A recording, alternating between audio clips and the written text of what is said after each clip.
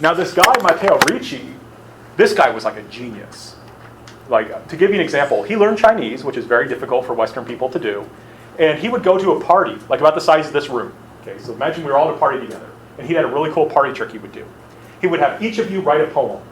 Chinese people, very cultured, that's what they did for fun. They would write poems. They also had drinking games involving poems, which I think is really classy. But they would do this, and each of you would write a poem, and he would take all the poems, and he would look at them for about 5 minutes, and then he would recite to you, each person, their poem. Then he would do it again backwards. So he would recite the poem forward and backwards for each people. He would say, you wrote this poem, here's how it goes backwards. He would do that for each person. So this guy was like a genius. Now, as I mentioned there, he had an admiration for the Chinese civilization and state. I don't know why they said China converted him. He stayed a Catholic, right? He dreamed, though, of a Catholic China, and one that would be Catholic by religion, but stay Chinese in terms of civilization. Dylan? I think the reason they said China converted him is because he fell in love with the civilization itself. Yeah, that makes sense. I mean, that makes sense. I just was like, we usually use that term religious conversion, right? But you're right. I mean, he did fall in love with Chinese civilization. And he didn't look at Confucianism and say Confucianism is bad. He said Catholicism will fulfill Confucianism, right? He presented Catholicism in a sense similar to Wang Yongming. He agreed in a sense that we should try and be moral.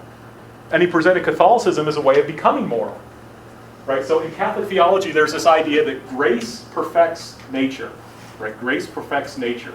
God made human beings. He gave us a lot of good capabilities. I should point out that the Jesuits come out of the Renaissance, so they had this very high view of humanity. Right? God made us. He made people good. We have a lot of good qualities. And if we want to be the best we can be, we need God's grace. So God gave us a lot of good things. Right? He gave us intelligence, wisdom. He made us strong. But if we want to do those things all the way, we need God's grace. Right? Grace perfects nature. In Catholicism, how do you get grace? Through the sacraments. Baptism, confession, Lord's Supper, all those kinds of things. Through rituals. Confucians understood rituals. And one thing I want to stress, Confucians believed, in a way similar to Catholics, remember how we talk about ancestor rights? That you were supposed to respect your family members by offering them food and wine and things like that?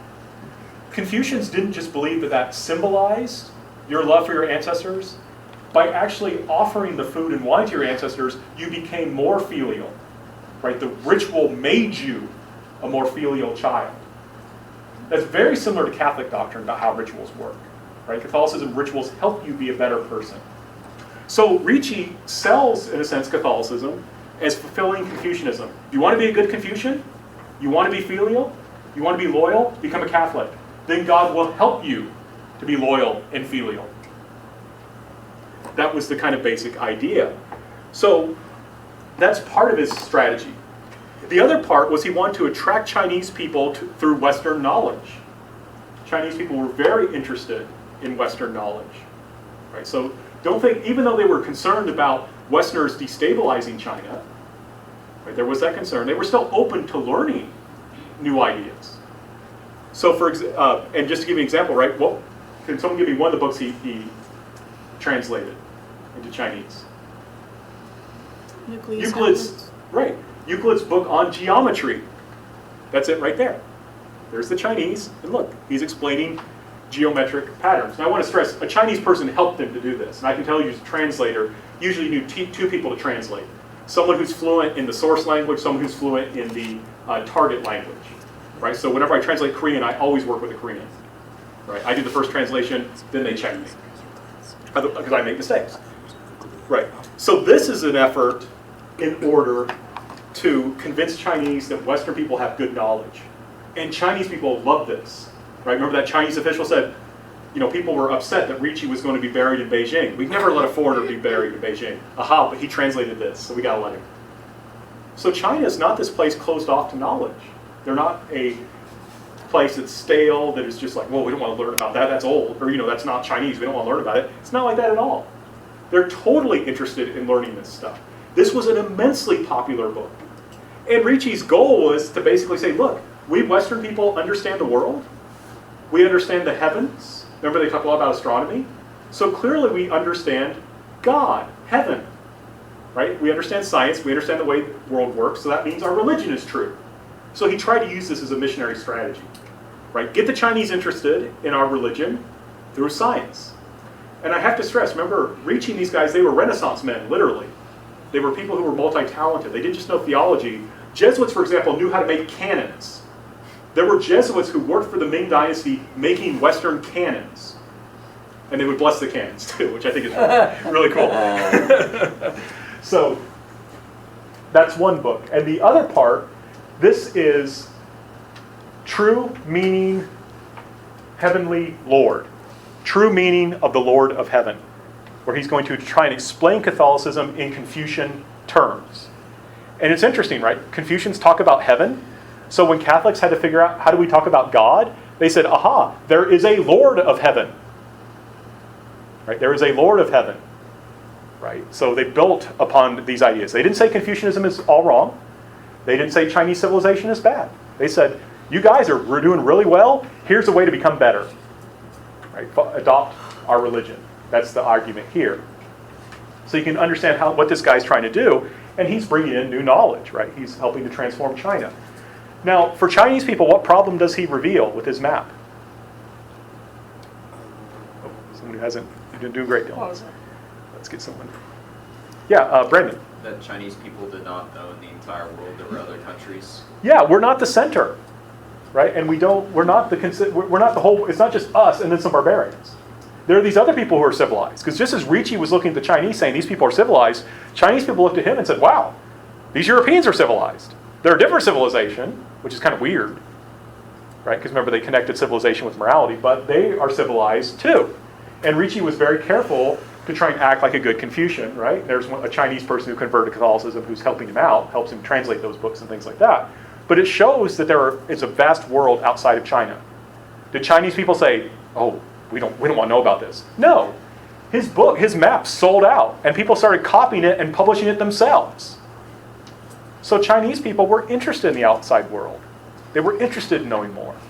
Right? They didn't look at this guy and say, oh, he's bringing in new knowledge, he's bad. Oh, he's trying to change our religion, he's bad. They said, this guy's smart, and he's got a lot of good ideas. Let's listen to him. And there's the map. Right, there's the map. Sorry, my Chinese is not very good, but it says like the, let's see, complete map of all countries. But literally 10,000 countries. Right? By the way, you know how like there's like bonsai? Right, you probably have heard that. And in Korean it's mansei. What is it in Chinese? I don't know the pronunciation. For 10,000? Yeah. One, and then for years. Like yen. Yeah. So bonsai is like, it just means 10,000 years. It's like viva in Spanish. Like when people are shouting bonsai or something like that, it's the same. Chinese, Korean, or Japanese. It just means 10,000 years. Literally, it's more like viva, right? Long life. But this is what the Chinese are being exposed to, and they were interested in it. Now, do you remember I had you read that very passive-aggressive text, and we'll probably talk a little bit more about it on Friday. Remember there was a passive-aggressive text with an emperor. This is the emperor, the Wanli emperor. One thing I want to note about the Wanli emperor, wow, was he emperor a long time. If you're not used to history, usually when you see years, it's the years the person was alive. Those aren't the years he was alive. You see how there's that R? That means ruled or reigned. So that's the years he was actually emperor, not the years he was alive. Those are the years he was emperor, and wow, 48 years he was emperor. I wish he was a better emperor. Right? I wish he was a better emperor. This goes to this problem we were talking about. You know, it's not like it was just 10 years before, in the 1630s that China fell. There's problems building up, but we'll talk about those problems later. For now, I just want to note, he was the emperor of China during the time that Ricci was there. And Ricci, being a Jesuit, top down, convert the top, everyone else will become Catholic, that's what we want to do. He wants to convert him to Catholicism. But if he can't do that, he at least wants to get legal permission to stay in China. Ricci is in China, but technically, it's illegal for him to be in China. Like he leaves Macau and he's running around in China, like going to parties and doing all these things. Technically, it's illegal, and he could be kicked out or punished. So he would like the emperor to convert to Catholicism. At the very least, though, he would like to get permission for Catholics to work in China. So how do you do that? You offer tribute. You give gifts. Remember I showed you that picture of me offering tribute to my Korean advisor? Well, you can't go someplace empty-handed. Now you probably, you know how hard it is to buy stuff for your parents? Like it's really a pain in the neck to find like a birthday or Christmas gift for them. I mean, my parents, they want something, they buy it. So, you know, it's tricky. Imagine if buying a gift for the Emperor of China. What are you going to give this guy that he doesn't already have? Well, you could give him a clock. What's really weird is Chinese people had clocks way before this, and then they forgot how to make them. I don't understand how this happened, but they actually had clocks, and then they stopped making them. But by this time, they forgot how to make clocks. And let me tell you, I should turn off the pictures so you can see this. So Ricci gave the emperor a clock. This is a model of what it looked like. It would have had a case, but they took off the case so you could see the gears. But he gave him a clock. And the emperor was just astounded. He just thought this was the coolest thing ever. Right? The Chinese did not have this kind of advanced mechanics like European people had. Right? And what was also really smart of Ricci to give him the clock, clocks wind down. And so a few days after Ricci gave it to the emperor sent a message that says, the clock stopped working. Come fix it. And so Ricci goes back into the palace. Never actually met the emperor, by the way, but he goes back and he teaches some people how to make the clock work. After this, the emperor loved Ricci. The emperor even had him I think Ricci brought a harpsichord and taught officials how to play the harpsichord. And so there were these Chinese officials playing harpsichord for the emperor. So this is not a closed society. They don't look at Ricci and say, this is a foreigner, we don't have nothing to learn from him. They don't look at the clock or the harpsichord and say, oh, it's terrible, let's burn it. No, they want to learn from it. Now, one thing I want to highlight, though, this is in a sense a lost opportunity, because doesn't the inside of a clock look a lot like a steam engine? It's very similar. And one thing that, unfortunately for the Chinese, is at this point they're getting European science, but we're talking about 16th, 17th century science. It's not that advanced. So the Chinese at this point don't see how valuable it is. Right? That's going to become a bigger deal in the 19th century. For now, it's not a huge deal. But this is an open China. And what will happen is the Chinese, rather than saying, we don't want these guys around, they're foreigners, who cares about them? Instead, they're going to hire them. They're going to make foreigners government officials. Do you remember a long time ago we talked about the mandate of heaven? How if there was an eclipse or a comet and you didn't predict it, that meant you were a bad emperor and heaven was giving you a warning? But if you did predict it, that meant you were a good emperor who was in harmony with the cosmos? These Jesuits were really good astronomers. So the emperor hired them to be the astronomers, and they trained Chinese people in advanced Western astronomy. Now, if you study the scientific revolution, you know that eventually that leads to advanced mathematics, which leads to engineering and building steam engines and things like that. The Chinese don't quite get that yet, but in their defense, the Europeans don't get it either. Right? The Europeans haven't developed steam engines yet. So the Chinese are going to work with them. They're not going to develop this further. Right? They're not going to develop this further. But they are going to bring them in and take advantage of this technology. And like I said, they even will hire the Jesuits to make cannons for them, right? Advanced Western cannons. So they are willing to learn. They don't see the ramifications of this yet, right? They just want to learn this basic knowledge for practical application. How do we make a better calendar? But the key thing is this is not a China that's closed. This is not a China that's unchanging. They're willing to learn. They're willing to take advantage of things from other countries. Now, we talked about this is another image from the comic book, just so I can see how we're connecting these things. Remember the comic talked about this guy, Zhang Zhuzheng? I don't know if my pronunciation, was that even close? Zhang Zhuzheng? Zhang Zhuzheng. Okay, thank you. The E's, by the way, E's are Us. So it's Zheng, not Zheng. Zheng. But Zhang Zhuzheng was this very important government official. Right, and there he was there, and I want to talk about it. This guy was really smart. He was like a child prodigy. I think he passed the first exam when he was 12. So this guy was was just a genius. And it wasn't just book smarts. He was a political genius as well. And he realized that China had a problem.